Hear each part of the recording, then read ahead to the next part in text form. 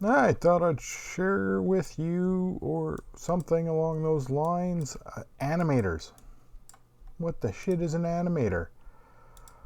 Very simply, I'm going to grab a character, any kind of character. Let's grab the female because I like females, and let's go.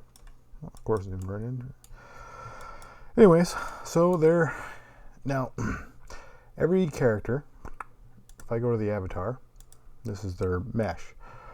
Humanoid, animation type humanoid. There's two types of animations, humanoid and generic. Generic's used for a lot of various other things, and it's more of a legacy thing as well, but it is used for a lot of different things. There's two types of animators, animator and animation.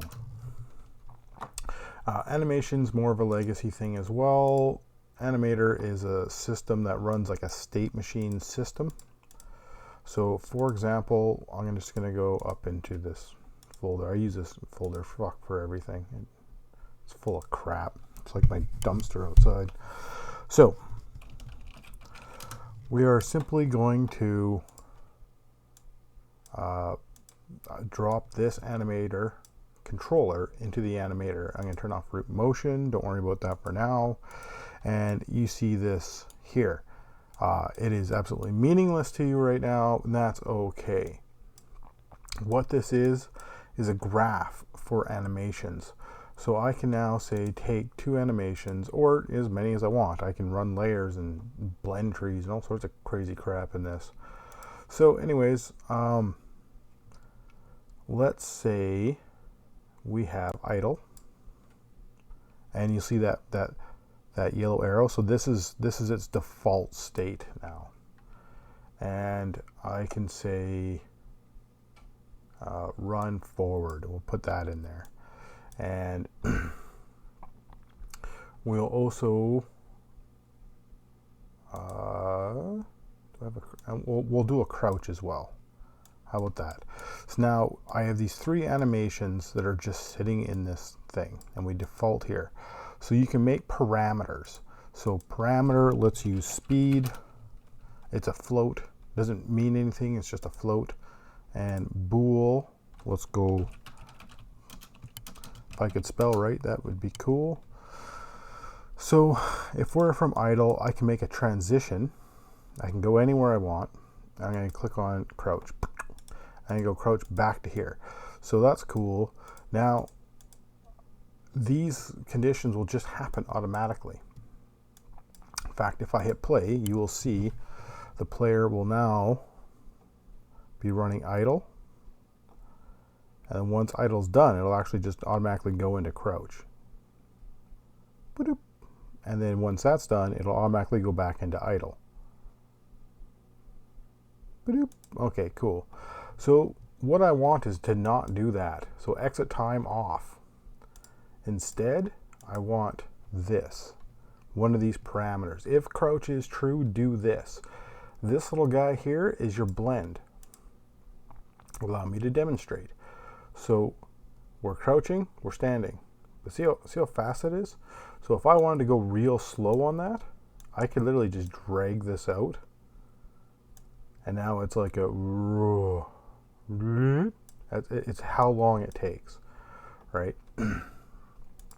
Over here, exit time off and crouch, but this time if it's false, let's, stand up.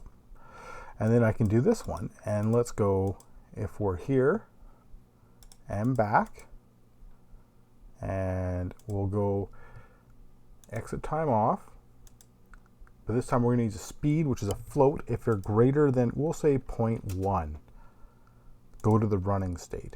And over here, if speed is less than 0.1, go back. Pretty simple. Okay, I'm going to add a little FSM. Ba-doop. There's the FSM. And let's get key down.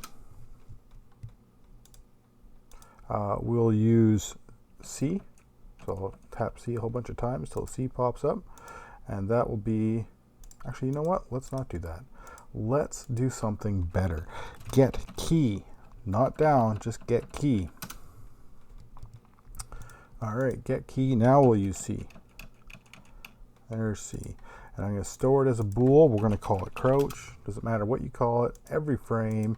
Set animator bool. Make sure you do animator, not animation, to access the animator. And I'm going to just click that. I want crouch. The value, I'm going to use our crouch value every frame. And then the other thing I want to do is get axis vector. And then I'm going to store, I have to store the vector, it gives me errors. I'm going to store the magnitude of that vector. And I want to set animator float. Oh, see how I spelled animation? Doesn't pop up. Animator float. Move to the bottom. Boop, down there.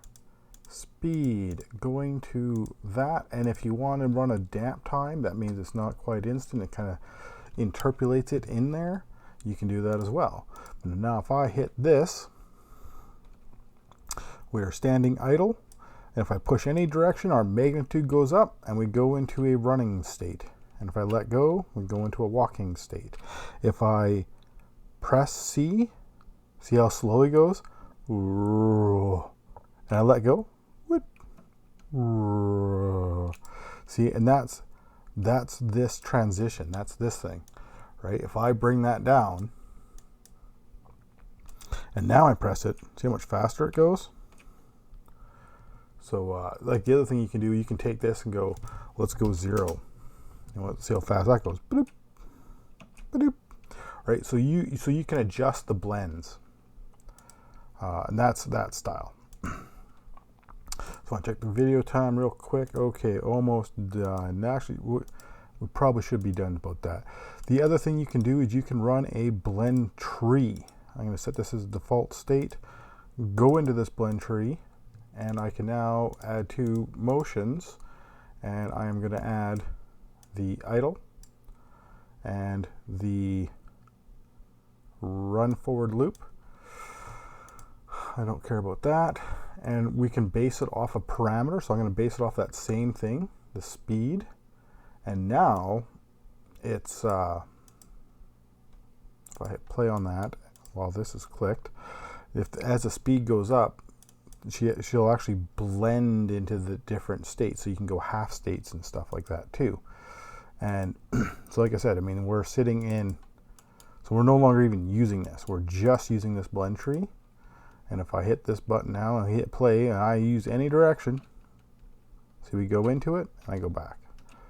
So it keeps it into one state. Anyways, that is Animators. Talk to you later.